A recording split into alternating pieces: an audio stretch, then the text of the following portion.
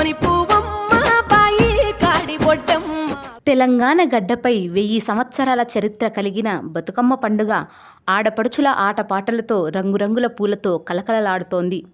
ఈ పండుగ వెనుక అనేక ఆసక్తికరమైన కథలు ఉన్నాయి.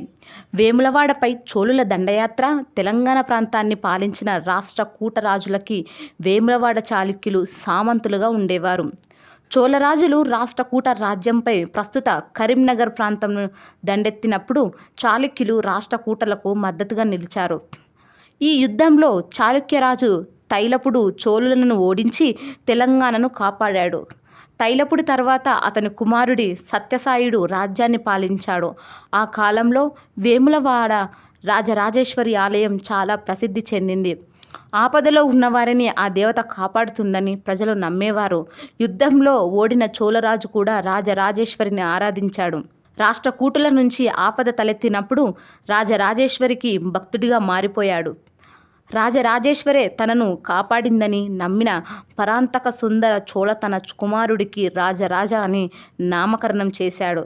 తర్వాత కాలంలో అతని కుమారుడైన రాజేంద్ర చోళ చాణుక్య రాజు తైలపుడు కుమారుడైన సత్యసాయిపై జరిపిన యుద్ధానికి సేనాధిపతిగా వ్యవహరించి విజయం సాధించి వేములవాడలో పాగవేశాడు.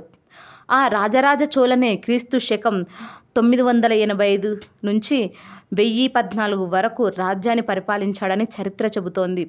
ఈ కాలంలోనే రాజేశ్వరి ఆలయాన్ని కూల్చేసి ఆ ఆలయంలోని భారీ శివలింగాన్ని తమిళనాడు తరలించి తన తండ్రికి బహుమతిగా ఇచ్చాడు. తన కొడుకు ఇచ్చిన శివలింగం కోసం క్రీస్తు శకం 1006లో ఏకంగా ఓ ఆలయ నిర్మాణాన్ని చేపట్టాడు. రాజరాజ చోళ క్రీస్తు శకం 1010లో నిర్మాణం పూర్తయ్యాక భారీ శివలింగాన్ని బృహదేశ్వరాలయంలో ప్రతిష్ఠించాడు. తెలంగాణలోని రాష్ట్ర కూట రాజ్యంపై దాడి చేసి దోచుకున్న సొమ్ముతోనే బృహదేశ్వరాలయ నిర్మాణాన్ని చేపట్టినట్టు కూడా తమిళ శిలాశాసనాల్లో చోళరాజులు చెప్పారు.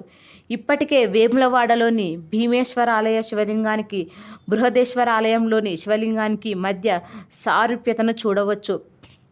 వేములవాడ నుంచి శివలింగాన్ని పార్వతి నుంచి వేరు చేసి తంజావూరుకి తరలించినందుకు తెలంగాణ ప్రజల మనసు కలిచివేసింది. బ్రహ్మదమ్మ అనగా పార్వతి నుంచి శివలింగాన్ని వేరు చేసినందుకు గాను తమ దుఃఖాన్ని చోళులకు తెలియజేస్తూ మెరుపర్వతంలో పూలను పేర్చి బతుకమ్మను నిర్వహించడం మొదలుపెట్టారు. తెలంగాణ వాసులు అలా ప్రతి ఏడాది బతుకమ్మను జరపడం ఆనవాయితీగా మార్చుకున్నారు. దాదాపు 1000 సంవత్సరాల నుంచి బతుకమ్మను తెలంగాణ వాసులు జరుపుకుంటున్నారు. బృహదమ్మ నుంచి వచ్చిన పేరే బతుకమ్మ. బతుకమ్మ పేరు కూడా బృహదమ్మ నుంచి వచ్చినదే. బతుకమ్మ సందర్భంగా గౌరమ్మను పసుపు రంగు పూలతో పేర్చి 9 రోజుల పాటు ఆటపాటలాడి పూలను నీటిలో వదులుతారు. శివుడు లేని పార్వతి గురించి పాటలుగా పాడుతూ బతుకమ్మను జరుపుకుంటున్నారు. తెలంగాణ వాసులు బతుకమ్మ పండుగ ప్రకృతిని ఆరాధించే పెద్ద పండుగ. పూలు బాగా వికసించే కాలంలో, జలవనరులు సమృద్ధిగా పొంగిపొరలే సమయంలో బతుకమ్మ పండుగ వచ్చి భూమితో జలంతో మానవ అనుబంధాన్ని సంబరంగా జరుపుకోబడుతుంది.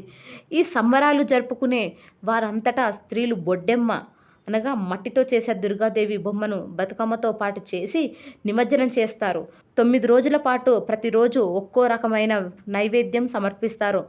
మొదటి 8 రోజులు ఈ నైవేద్యం తయారు చేస్తారు. చివరి రోజు బతుకమ్మను సద్దుల బతుకమ్మ అంటారు. అలాగే తెలంగాణ ప్రాంతం ఒకప్పుడు నవాబుల పాలనలో ఉండేది. ఆ కాలంలో మహిళలు ఎన్నో కష్టాలు, అవమానాలు అనుభవించేవారు. నవాబులు, జమీందార్ల దౌర్జన్యాలకు, అణచివేతకు గురై చాలామంది మహిళలు ఆత్మహత్యలు చేసుకునేవారు. వారి ఆత్మలకు శాంతి చేకూరాలని, మిగిలిన స్త్రీలకు ధైర్యంగా చెప్పాలని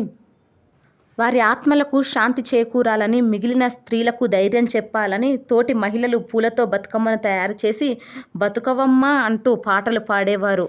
అలా బతుకమ్మ పండుగ మొదలైందని ఈ కథనం బతుకమ్మ పండుగ స్త్రీల ఐక్యతకు, సహనానికి, స్వేచ్ఛాకాంక్షకు ప్రతీకని తెలియజేస్తుంది.